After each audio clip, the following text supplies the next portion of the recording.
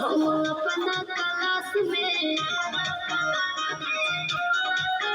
लड़का करेला समार बैठे खाती पास में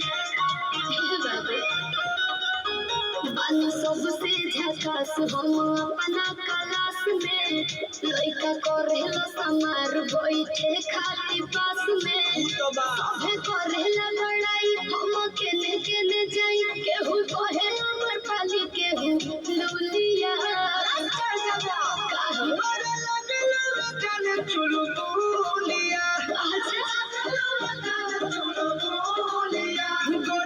टिकुलिया पढ़े जब जानू स्कूलिया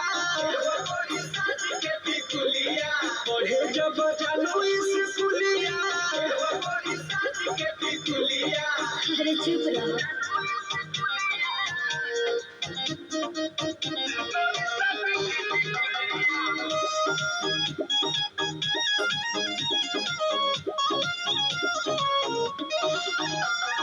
ट्यूशन में मिशन लही कन के बा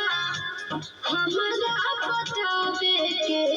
घड़ी में सभे देखेला समय हमारा जाए आवे के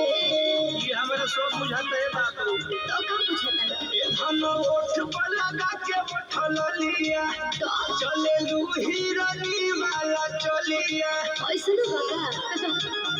चिझला हवे जान तुम मोलिया चिझला हवे जान तुम मोलिया मत सट के टिकुलिया पढ़े जब जानो स्कूलिया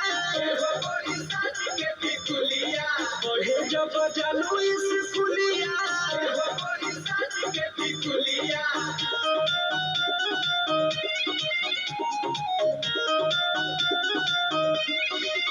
म्यूजिक बाय आर्या शर्मा अरे फेरा में हमारा लागल गाने और मध विशाल हो सोनू सुधा कर डेरा पर पूछस हाल चाल हो पप्पू पिंटू लागल बड़े चालू होस के जीवी रहे जला भीतर करस के हम समझ ले सखी तो हर जूलिया समझ ले सखी तो हर जूलिया गोरी साथ के टिकुलिया पढ़े जब जानो स्कूलिया गोरी साथ के टिकुलिया पढ़े जब जानो